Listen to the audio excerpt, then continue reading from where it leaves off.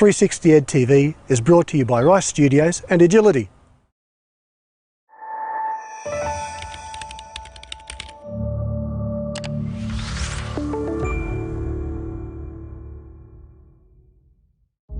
Hi, I'm Tony McGuire. Welcome to 360 Ed TV.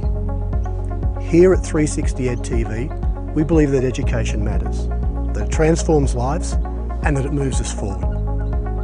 We're interested in who and what is influencing and shaping the conversations, the thinking and the vision of educators. So we go in search of the places where we can explore the art and the science of quality learning and teaching today and into the future.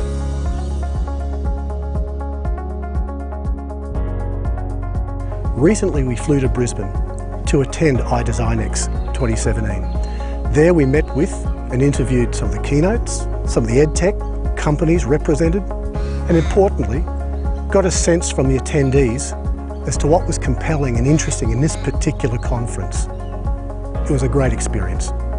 We met with the keynote, Dr. Melissa Bordogna. We discussed the future of work, being a teacher in an age of machine learning, and then we spent time with Mark Robertson from Cengage, where we talked about learning platforms and the future of technology in that space.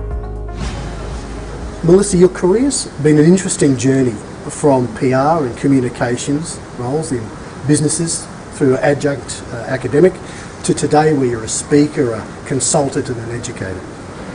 I'm interested in any reflections that you might share regarding your early career and how that may have shaped your thinking and your approach to the concept of engagement across the learner journey. My early career didn't have as much impact in terms of the learner journey, in terms of the public relations and marketing side of it. Well, maybe it did. It did in the sense that the customer is your central focus, right? And you have to be able to produce to their needs, but realizing that in an industry learning environment, you have two sets of customers. One is the learner who's ultimately experiencing the learning, but then there's the other level is the employer themselves or the client. And they're expecting a certain level of return on investment or impact for effort. And I think the public relations and the marketing background is really a foundation for that. So when I work with organizations, I'm looking at it at two levels. And so there's the level of what the client wants to achieve, and then there's the level of how do we do that through the learning. And sometimes it's a matter of asking them, they say, oh, we need learning, and I say, why? And what do you think it's going to achieve? And it's asking those questions. So as an adjunct, I became fascinated with getting the most out of my students, right? And having them think and having them experience and coming away with a really, really good experience. Now, really good experience doesn't necessarily mean they're happy with me, okay? I was teaching a media theory class one year for Notre Dame University in Sydney, and really I like to think it was thought-provoking. But I had a student come up to me at the end of the class. She goes, I leave here every week really mad. And I'm like, okay, sorry. And she said, I think that I'm pretty cluey and not being able to be manipulated by media. I know what's going on. And I come in here and you talk about these things and show me these things and I realize how much I'm still manipulated. And I'm like, okay. Great. Job done. Job done. Yeah, tick the box. So the focus here is very much customer focused, learner focused on my path. So much current research and organisational focus is centred on the importance of the student experience as a foundation for improved student progression and completion. You speak about student experience as a key focus, but you also look at the other side of that coin, which is the teacher. We have the student engagement, student experience, but also the impact of the teacher in that. What drew your focus to the teaching side? It's a really good question. being a teacher for the last almost 20 years, off and on, I recognize that our heart is in the right place with the students, but sometimes we get tired and we get disenfranchised based on shifting expectations, change of society, organizational implications and mandates, especially in some environments where there's so much legislation that it really ties the hands of the teachers, and they start to feel that they have little control about what happens in the classroom anymore. And so I began looking at that both for very personal reasons, but also then looking to my colleagues and saying, hey, guess what? We can reinvigorate what it means to teach. You have more say-so and control on the ground with that group of learners than you think you do. There's a lot more autonomy there than you think you have. And let me show you how you could reinvigorate what you're doing through gamification or through more collaborative-based learning or whatever it happens to be. Yes, it takes effort. It's a lot. It takes a little bit more effort than throwing up slides, but it's doable. And you can, as I keep using this word, reinvigorate yourself, your profession, and the students along the way. So it was very personal for me, looking at the experience of the teacher. And I think that's a nice segue into some of the work that you're doing in terms of your research and your thinking around the future of work. And I'd just like to explore some of your thoughts around that for a moment. You recently wrote, "The time has come to reflect on what it means to be human, doing human work in an age of machines." So maybe a big question coming, but Sure. I'm wondering, obviously there are lessons that we can take from similar inflection points, such as the Industrial Revolution. At a high level, what might they be? Look, technological displacement has always happened.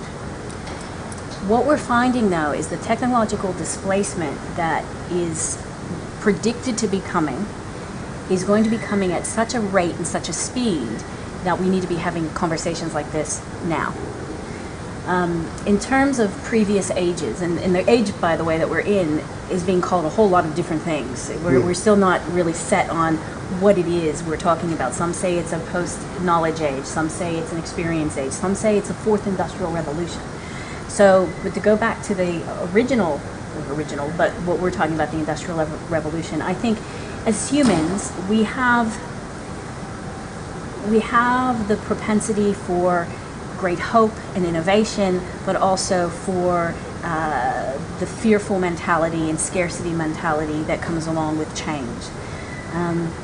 So I think the lessons from the past have to do with how we manage change, how we bring people along with us, as many as possible, so that they're not falling through the gaps. And unfortunately, there will be that, and that's where it becomes an even bigger issue in terms of society and policy, and when we talk about universal basic income or self-sustainable communities, it becomes bigger. But I think the lessons are, in terms of the past, is how humans typically react and how we can help to guide people and still have them have a sense of security in their lives and hope for the future, and that they're not just going to be left behind. Melissa, you've just helped me segue brilliantly into my last question before we talk about catalysis. Sure. Strictly speaking, Luddites didn't challenge machines or technology per se. They were more concerned with manufacturers fraudulently disrupting established labour practices. They feared the erosion of quality outputs through machines that kind of circumvented the artisan work that they were doing, typically using technology. Against that backdrop of AI and learning algorithms and the uptake of educational technology, I'd like to paraphrase what you said earlier and get your thoughts on what you believe it means to be a teacher, teaching in an age of machines. Again, I love these questions. They're thought-provoking.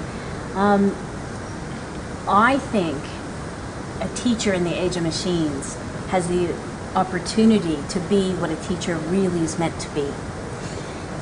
I mean, I can't tell you how many educators from K through 12 to university on up who said, oh my gosh, if I didn't have to sit there and grade all these papers, blah, blah, blah. Now, there is value in assessment, all right? There's absolutely value and it needs to happen. But if a machine with an algorithm can grade 1 million essays in a few minutes to the same degree as a human, and they have this happening already, some of us will only grade 10,000 in a lifetime. If I was assured that the quality of the grading of the assessment and the feedback would be up to par, then now I can get on with the job of mentoring, of asking those questions, of being, guiding my students in terms of life skills and wisdom that underpins so much content, right? Content, depending on what it is something that shifts and changes through time. When I was taught to be a PR person writing a press release as a technician, that is very different 25 years later. So that knowledge changes, but the underpinning abilities to think, to question, to be creative is really what we're teaching our students for the long term. To be adaptive, to be inquisitive, and that is what will make a difference in our society.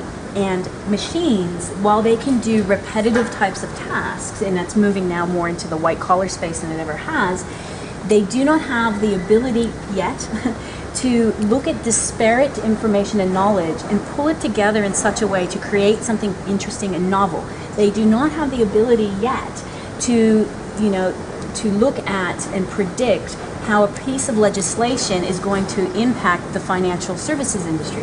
They can look back at past data and give you some predictions, but they cannot add to that, here's this piece of legislation, blah, blah, blah. So as a teacher, we can get on with teaching, which is why most of us are in the profession in the first place, to have that impact, to see the light turn on, to hear the stories in 10 years' time about,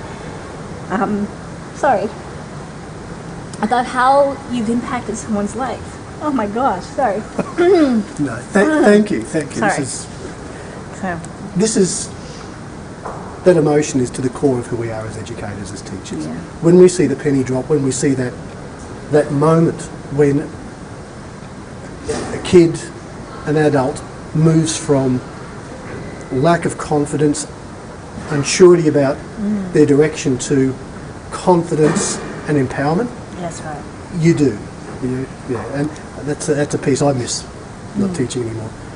Thank you. Thank you very much. Finally, tell us about Catalysis. Well, it's interesting evolution. Again, I think we all have a journey to take, and a few years back when I started talking at iDesign, I was under this auspice of the Savvy Academic, and it was about providing to learning professionals professional development in terms of taking their careers to the next stage. And in the process, as my journey has gone on with the social collaboration stuff and the future of work, it's kind of expanded, and pretty soon the Savvy Academic is going to be subsumed under a brand called iDesignX with a K. Now, catalysis is adding the process of adding a catalyst to something to initiate change. Now, change for many people is very scary, but it doesn't have to be. It could also be very hopeful. So for me, with the launch of Catalysis in the next few months, it's about this serving as a catalyst as we look at the future of work, the future of learning, and bridging that and preparing people for the new skill sets that are coming down the track. So, thank you, Melissa. I have really enjoyed this morning. Thank you, Tom. I appreciate your time, your candour, and your emotion. Thank you. Afternoon, Mark. Good afternoon. I have with me Mark Robertson, who's the Learning Technology Partner at Cengage here in Australia. Mark's a Brisbane boy. He's just flitted down to Melbourne. I can't get him to follow Hawthorn, but there you go. Mark has been in the learning and development space for many, many years. He has a really rich and varied background. I'd like to share a little bit of that and get Mark to talk to that. Mark, welcome to 360 Ed TV. Thank you very much. You're most welcome. Mark, firstly, tell us about Cengage, its mission. Who do you serve? Yep. What are you doing? Yeah. Cengage is a large company. Its mission is it's an education and technology company. and its mission is to delight and inspire learners. Its key markets are kindergarten to year 12. We also work in the professional space, in the vet sector, universities. So quite a broad spectrum which we deliver content, we deliver platforms, and we deliver services. And given the fact that the educational sector last year was worth about 116 billion, you play in a very important part of the Australian economy. Absolutely. And Cengage has a very long history when you track back through all of its Sure. historical growth. Yeah. So went into Australia. So interesting. Yeah. Your career isn't quite as long as Cengage's history, Mark, but very much a career of two parts. Yeah. The first half, interestingly, is a sales and marketing lead, and then the second half as an educational designer and a technologist. I'm interested in any reflections that you could share regarding how your early career has shaped your thinking and your approach as a teacher, as an educator. Sure. In the early part of my career, my discipline was marketing. And in marketing, we talk a lot about advertising, we talk a lot about selling, but we also talk a lot about communication. So during my time as a marketer, a lot of work was spent around communication, marketing communications. And so I was very interested in technology, but how did technology influence communication and communication influence technology? So the whole conversation was around engagement. So when I transitioned my career over to an educational focus, it was of no surprise that that transition incorporated engagement. So when I look at how I engage with our learners, for example, I try to think about, to use a marketing term, personas, who they actually are, what they actually look like, what they ate for breakfast, what their favourite music station. But more importantly, think about what will engage that learner. So there's a multitude of technological tools available, and we're seeing advances across a variety of different areas. So my role is about fitting the best technology with a particular target audience. So you can see the synergies between sales and marketing career as well as a foray into education. As a practitioner, you've worked with professional bodies, Yeah. such as the Australian New Zealand College of Anaesthetists. Yeah. You've worked with RTOs and TAFEs. What's the focus of your session here at iDesignX Learning Design Summit? Yeah. And what are you sharing with attendees? Sure. The focus is on the next generation digital learning environment. And so the definition of that goes back quite a way. But basically, the next generation digital learning environment is all about, well, what comes next? What comes next after an LMS? LMS being the learning management system. So in looking at a space where learners can be, what does that look like? And so there's basically 5 core principles around what that space looks like. And it's about interoperability and integration. So looking at how different systems talk to each other. And it's all about personalisation, what I mentioned earlier about what's in it for the learner, what's their journey look like, how is it personalised to their learning style. It's also about analytics. There's a great myriad of data that learners generate as they go through a course, and it's becoming more important for institutions and private companies and corporations to understand what's working and what's not working, considering the amount of time and effort in putting courses together. So the analytics is an extremely important part about looking at it from a program level, what courses are being completed earlier rather than later, what courses are good or not so good. But from the learner perspective also, it's around instantly seeing, for example, on a dashboard, where their progression is through a course, what they need to do next. what competencies have they fulfilled. So the analytics part is actually very important. So we hear a lot about social media, and one would consider that if you had an optimum learning space, it would also involve a lot of collaboration. So bringing in your media feeds to your learning space, for example, the ability to collaborate within that system with other learners in your class and to see their learning journey as well. So their learning journey may inform your learning journey. And the last aspect is all around accessibility and universal design. So that's more toward the standards of creating this environment. So, for example, we adhere to WCAG 2 standards, which is the Web Accessibility Guidelines, but we also play a large part in standards for the design of this environment. And that interoperability and standards piece is so critical because we look at the modularisation of technology stacks. Sure. Yeah. We really do need to think about ways that we can tear something off the Velcro and plug in something new. Without those standards and that agreed approach to those standards, that agility for institutions and organisations starts to wither. That's correct. Yeah. Good. It's a really good point. You see so many people trying VR goggles on. They've picked up some 3D printing outputs. Host of other tools and technologies. 5 years ago, gamification was on everybody's lips. It probably launched 1,000 theses. Given your experience in online and face-to-face instructional design and the use of gamification, can you offer any thoughts on how teachers might think about pedagogical and instructional scaffolds to better use emerging technologies? Yeah, sure. At the end of the day,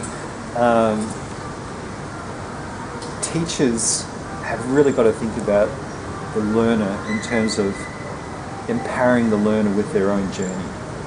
So rather than being teacher-centred, be learner-centred.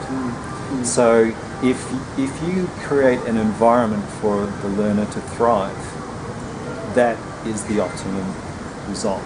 And that's ultimately what Cengage is doing in creating these environments, these rich environments where learners can be inspired and learn. So in terms of scaffolding and how it adheres to pedagogy or instructional design principles, the building blocks of creating an environment could be varied. However, at the end of the day, it comes back to creating an environment which the learner can learn. So bringing out the intrinsic motivation of a learner, get them inquiring and to be curious, to ask questions. With the likes of Google, everyone has the answer. And so how do you bypass that in learning? Well, you bypass it by being curious, by asking questions, and by facilitating discussion. So without facilitation of discussion between people, you're going to get knowledge at a very low level. You're going to get the regurgitation of facts. But through discussion and through reflective activities, you're going to get the higher end of thinking. You're going to get the evaluation, the synthesis of learning. Really good points. If we start to, consider moving from rote and, the assessment of transactional knowledge transfer in a sense. What do instructors and teachers need to think about then when they start to assess performance of learning in those more advanced stages? Well, obviously, Bloom's taxonomy is a great place to start because Bloom looked at knowledge on various levels, and the understanding of that knowledge, he said, well, at the very low level is just the understanding of it, and then as you progress up through different levels, you find critical thinking, the analysis part, and finally at the very top is the evaluation.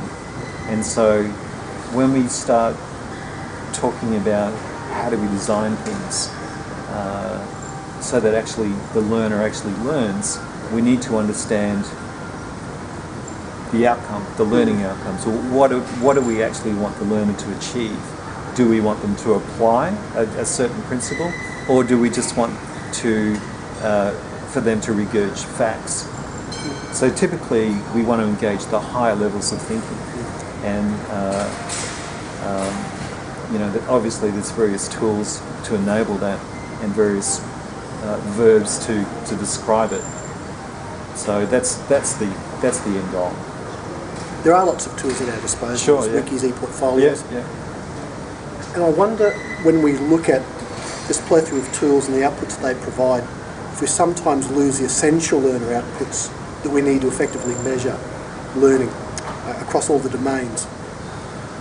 So my question to you is, could a more formal focus on assessment help us to use the right tools to build a more cohesive and accurate view of the learner's progress?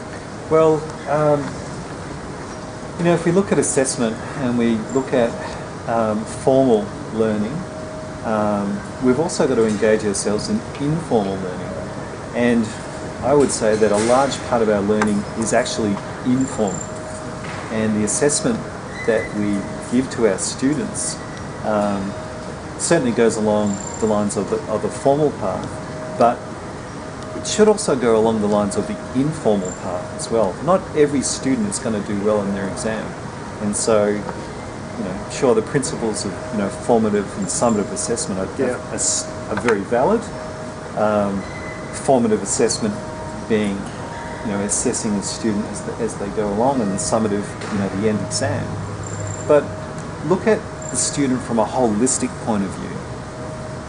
It's looking at the student from an informal point of view as well. What other things can be questioned to the student which would demonstrate mastery, but not necessarily in a formal sense? Yeah. Really enjoyed the conversation. Again, as I said before, Cengage has been such a central plank in a sense to so many services and products that the community's consumed and used over the years. Yeah. Thank you for spending the time. It's been a busy conference. We were just talking before about the quality of the speakers, and it really has been a great conference in terms of really interesting, innovative, snappy pieces of really productive information. So I agree. It's been a great conference. Yeah. Mark, thank you. Thank you very much.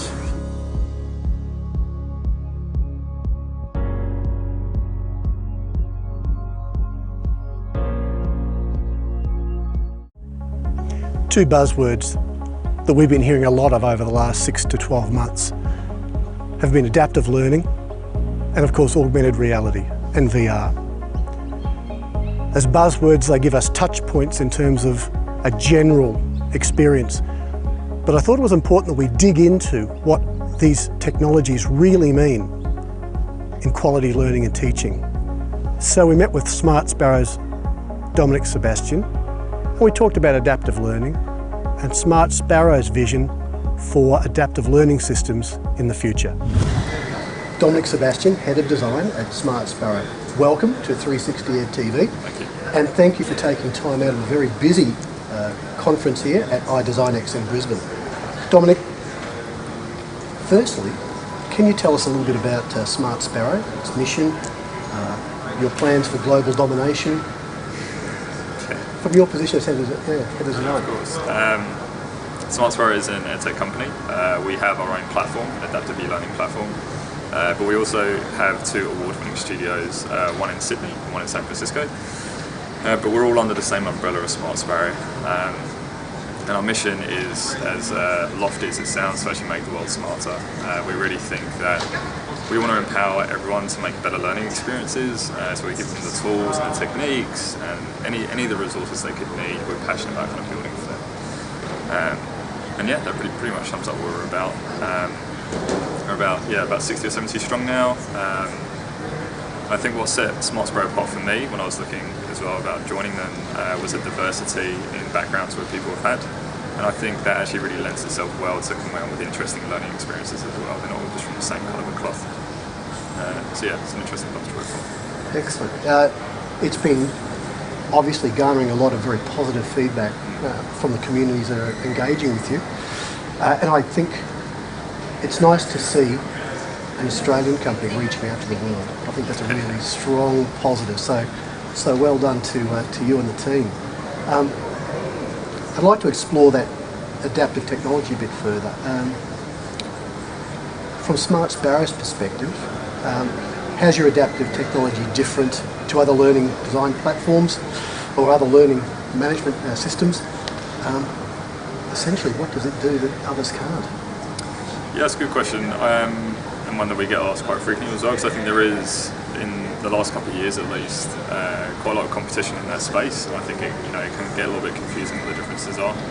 Smart Sparrow's adaptive platform is different in that we actually offer full pedagogical control, which basically means that the learning designers and instructors that use it actually have full control about how it will adapt to a student.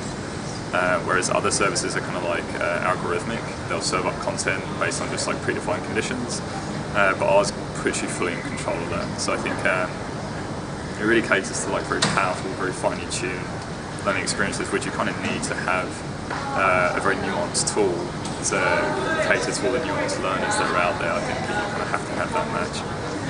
But yeah, ours is really basically pedagogical control is the main differentiator. Yeah, interesting. When you look at some of the larger proprietary platforms, I guess going back to your point, the cues that they take are typically transactional cues from interactions. Yep. And you're talking about a different approach to how you morph the learning pathway, the learner journey based on a richer, more nuanced set. Yeah, so you can kind of, there's multiple options available to you, but you can kind of adapt on like a learner profile, someone's name, someone's age, or most commonly we have in corporate is actually their department, so they kind of say which area you're a part of, adapt based on that, and that's kind of the lowest level of adaptivity for us. And you kind of get down into adapting based on someone's understanding, and that can be on like a per screen basis, but you can actually store all of those answers and kind of adapt way down the track based on their kind of like complete knowledge of that area. So I think the complexity of learning is, it really is much better catered to that, because you need quite complex tools to actually solve that problem. So what are some of the results you're seeing with your clients? We've had some really good feedback and some good actual studies done as well. I think one of our most well-known ones is from Ganga Prosti. He did adaptive mechanics, and he managed to reduce his failure rate from 31% to 5%. And this was a longitudinal study, so it was over about 5 years, I think. But that was massive, and it was like the level of distinction marks went up, and also all of the failures went down as well. So it was like a win-win. Yeah. And we've had some really good student success outcomes. St. Leo is probably the most recognisable one. They did a comparative study, so they had like a control group and then a group they did the adaptive learning on. And the course they did with Smart Sparrow actually outperformed pretty much on every metric they had. So yeah, we've had some really good response. I think what personally keeps us going is like the numbers is great, but we actually get a lot of feedback from students, like unsolicited feedback saying how much more they actually preferred the course. They're saying, why can't all my courses be like this? It's pretty great to actually hear that. And that's pretty much why we do it. I'm interested to understand, hearing that you're getting such positive feedback from the students. Yeah. What about the practitioners, the academics, learning development, instructional designers? Yeah, I think they obviously come at it from the other angle. I think they pretty routinely love the promise of Smart Sparrow. I think it's quite a compelling sell that we're going to be able to help you kind of automate all the best parts of your teaching. We're not trying to replace the teachers in any way. So I think they like the fact that they can kind of automate how they're going to teach a much wider group. And the ones that most recently, they really have kind of bought into the vision, I guess, of Smart Sparrow. And they've also given us like good unsolicited feedback. We have a bunch of case studies on our site that kind of promote that as well. So if I could ask you just to step back for a moment and just think more broadly in terms of trends that you're seeing from a technology perspective, from a needs perspective. What do you think is coming down the path in the next, let's say 2 years? Let's not get too extravagant. Yeah, sure. But what do you think is potentially going to be impactful in that period of time? Yeah, I think there's a sliding scale. I think a lot of people are talking about VR in education. We've had success in that quite a lot last year. We had Bill and Melinda Gates funded project called Inspire in the States. And it's science courseware, but like movie production science courseware for community colleges in the States. And they did a big VR experience where you went into the cell and you kind of put on the headset and you're inside the body and you have to, you know, transfer energy to cells, and it's incredible. And I think everyone sees the growth potential in that. We're definitely looking to explore more avenues for that ourselves. But on the lower end of the spectrum of budget and involvement, I also think micro-learning experiences are going to be pretty big. And our platform's very well suited to actually produce those. But I think as more and more people do want things on the mobile and on the tablets and just on-the-go learning, I think that's the best way to exploit that really. You can create like a really good, meaningful learning experience, but it can be on the commute to work. And I think that's an incredible opportunity space. And just those two pieces, how transformational could that be in the higher end vocational space as well? Yeah, massively. Yeah. I think, but there's also, I guess, a tendency to students always want everything on their mobile, and having everything on your mobile probably isn't going to be the most conducive, like, to good learning experiences.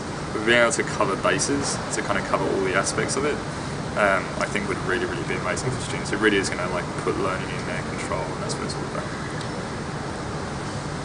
I haven't signed an NDA, but what can you talk about in terms of what you think Smart Sparrow would be considering as important in terms of your platform going forward? Again, I'm probably not allowed to say much, but we are actually ramping up to a launch in the middle of this year, so kind of like a new next step for us. And I can't say too many details, but it will be kind of around teams. Exciting. Yeah, I think so, because I think a lot of the time we've always had kind of the individual solo instructor who's really like championed it as a practice. Yep. But design doesn't happen in a vacuum. You know, you have to have the team, you have to work with the team, and I think us facilitating tools for that is going to be a big step. You might not be seeing this, but there's a light that's just gone on in Dominic's eyes. He's up. Yeah. He's on. The boys are up and about. Final question. Where do you think online learning is heading over the next 5 years? Yeah, it's a good question. I think at the beginning of this year, we kind of predicted, or the beginning of last year actually, that, you know, learning design, the transition from instructional design to learning design would happen, and we'd start to see kind of like bigger courses being done, like with smart learning. I think where we see that in 5 years being developed is actually doing entire degrees that are actually adaptive and personalised to people, because no one's really done that yet. At the moment it's always been like small activities, small learning experiences, because, you know, it's quite an investment for people. It's not something that's easy just to roll out, and that's why it hasn't happened yet. I think as tools and processes evolve to make that easier, I think at Smart Sparrow we think that, you know, smart degrees is actually really the next big step for everyone. I think you may well be right as I speak to folks around the track. Yeah, good. Dominic, thank you so much for sharing and not sharing some things, but I really appreciate you sharing time with us. I know you're flat out and busy, and I know you've got things to do, so thank you very much. Thanks for having me.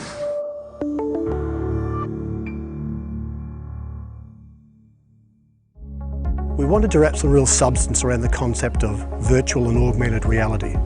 So we caught up with Peter Clowes from Maxart, and he took us through his thinking and his vision of what VR can really deliver. I'd like to introduce our next speaker today, Peter Clowes. He's the creative director at Maxart. Peter has quite an expansive history in terms of IT consultancy.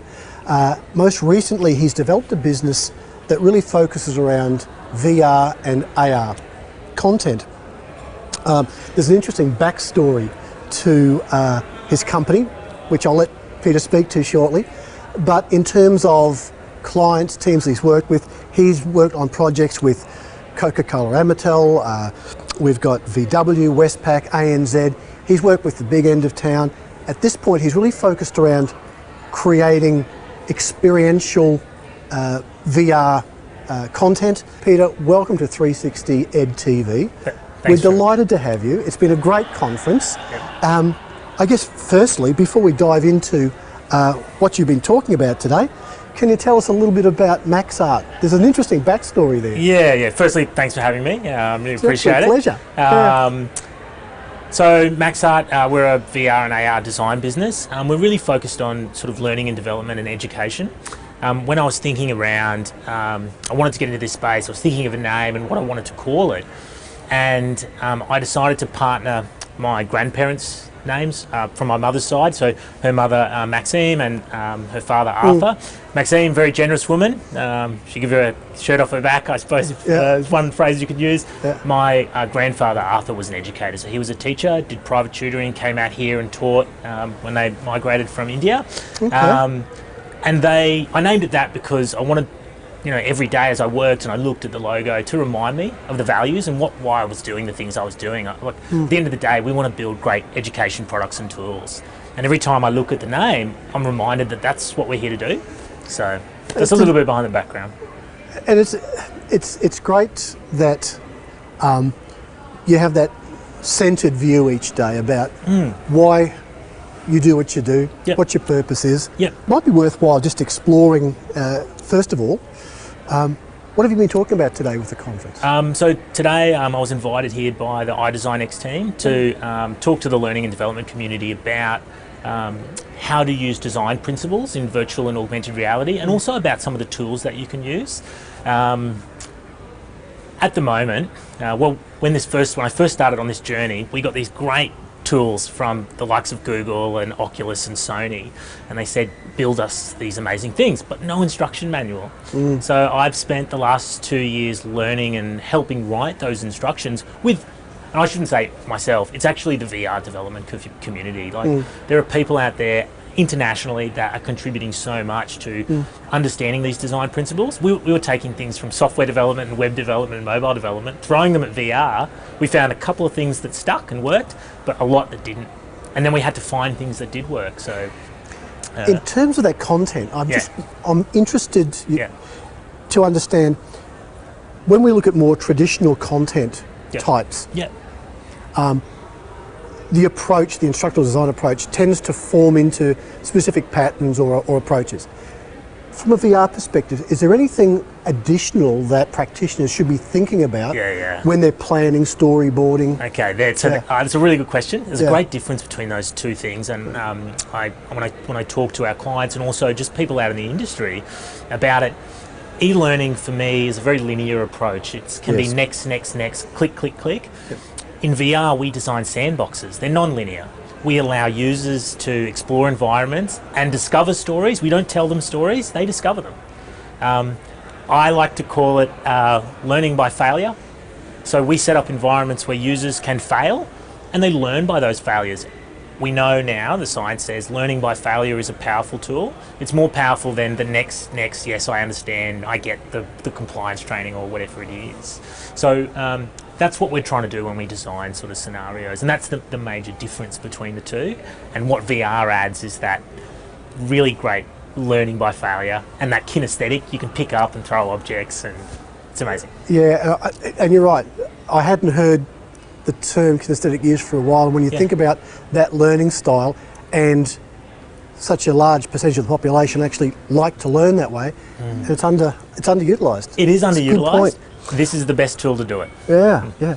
I'll be a bit tongue-in-cheek here and think probably the best thing that ever happened was Pokemon Go in terms of cultural dissemination of the concept and awareness of VR, but I'm guessing there's some downside to that, but I'm just wondering what your experience has been. I both love and hate's a strong word, dislike Pokemon Go. I love it because it showed people the possibilities and it showed them what augmented reality was. So augmented reality was a concept and Pokemon Go put it in people's hands, and it was far easier for me to start conversations with people about the power of the technology. We saw what it did to the world there for a couple of months. It was transformative.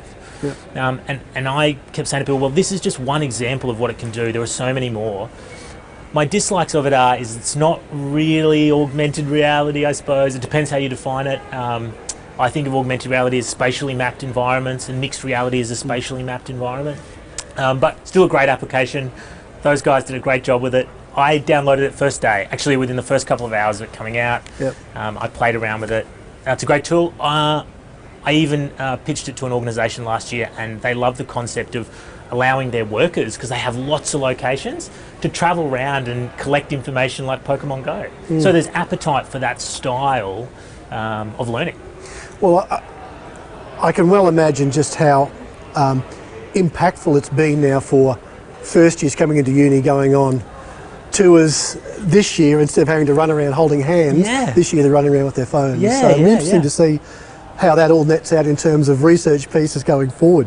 One of the things that has been really obvious for me over the last 12 months has been that each conference I've gone to, there'll be some guys selling VR goggles, and there'll be attendees getting motion sick, there'll be some laughter, those folks go away, but the actual benefits or the richer experience that VR and AR can provide seems to generally be lost on the broader community. It almost seems a bright and shiny for this year, but it's going to go the way of the dodo. Yeah. But clearly that's not the case. Yeah, so one of the reasons I come out and do events like today, I get to go to workshops and seminars across the country, but one of the reasons I do it is because I want to show people that there's this other side. I spoke about it in my presentation today, but there is some sentiment in the industry now that, you know, because it's so easy to access and because we didn't have any instructions on how to build applications, people are getting a subpar experience to start with, and then we get phrases like, oh, it's a gimmick, or it's okay, but I probably wouldn't do it again, which is a real shame. Because for those people who've tried the desktop or spatial VR with the controllers, or that have tried augmented reality or mixed reality headsets like the HoloLens, they'll tell you this stuff is magic. And it is magic, and it's transformative. And when I hold a HoloLens, I'm not holding an augmented reality device, I'm holding a computer, the future of computing. That's what I believe. And I think there's growing sentiment towards that now. So we need more events like this. We definitely need more people in the L&D space. I was talking to people today to say, you know, it's not just me, or it's not just a handful of us to do this. We actually all need to do it. We all need to use the tools, use the techniques, and start building great applications, and at a high standard. I think the high standard's the piece. You know, the challenge, I think, at this early, immature stage of the technology's, I guess, impact in learning is it's small. It's yet to germinate into something which people see as a powerful tool. But I think when people come along to events like iDesignX and meet with people like Peter and delve into what he's doing, the richness really is so self-evident. It transports you in a real sense to what the possibilities might be. So Peter, thank you for your time today.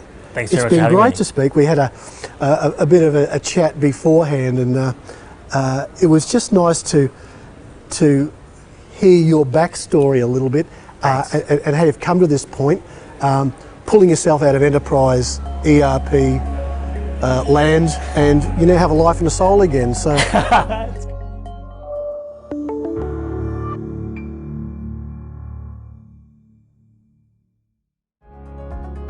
We found iDesignX quite a unique conference. It provided all of the attendees with a very intimate and up-close opportunity to speak with excellent thought leaders and practitioners. We learned a little bit about the secret sauce from iDesign's long-term host, Gerry Marcus. Gerry has many, many years in the trenches in learning design, and almost as many years in the trenches emceeing the conference over a number of years, when it's been here in Brisbane, Sydney and Melbourne. And Gerry's here just to share some perspectives on how the conference has evolved, where the plans are to take it forward, and just to give us a sense of what's been happening here today. I can say from an external perspective, working with some of the keynotes and speaking with the attendees, it's been very, very successful. So Gerry, what's the secret sauce? I think it really is about having a sense of what's happening in learning, who the people are in learning that really understand their craft and understand how to bring that craft to life. And I think it's also about having people who are trying new things in learning at the cutting edge. We've really moved from a conference that has gone from the old days of web design and learning that was on the desktop for people to mobile experiences and even now gamification and virtual reality. So there are new themes coming through, and in addition to the way learning experiences are created, there's also new processes in the way that learning is produced. So moving from very linear ways of building learning to more agile, responsive ways that take into account developing in cycles iteratively,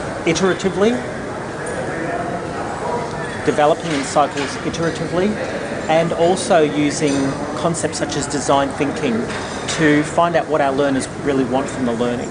So, and I think where we'll be moving to is looking at more of those cutting edge approaches and technologies and see how they're used more widely across organisations and more widely with learners. 5-6 years ago, if you went to a typical learning and development conference, you wouldn't have heard the term craft used. There was a science, there was a structure, we were talking about frameworks and scaffolds, but I'm not sure that there was a really nuanced understanding of the way in which the art, the craft of design, really impacted on learning outcomes. Yeah, I think why I think we call it a craft is because there is a lot of theory around learning and learning design and the whole science of the way the brain works. But then you've got things like different learner groups, you've got people with different experiences, you've got different organisational cultures. You also have different contexts, different budgets, different time frames. And so a solution becomes more about what's kind of perfect from a learning design sense and more about what's going to work well for the people we're working with, for our learners, and for the time and money that we have. And they have significant impacts on what we can do and require us to really think critically about how we take something like a piece of learning and really implement it so it works for people in the environment or the context that they're in. Thank you, thank you. Look, for me, has this been a successful conference? I look at the fact that the attendees took time out of their day, and for many of them they don't get paid because they're part-time or on a contract. They've invested a full day here today, and the conference is oversubscribed. It was full days ago. In Brisbane, in this particular climate, it just speaks volumes to the quality of the speakers and the quality of the program. So Gerry, great program. I'm sure I'll catch up with you next year. You'll be a little bit more world weary perhaps, but no doubt more experienced again. So thank you for your time, and thank you for taking us through the conference. And thank you.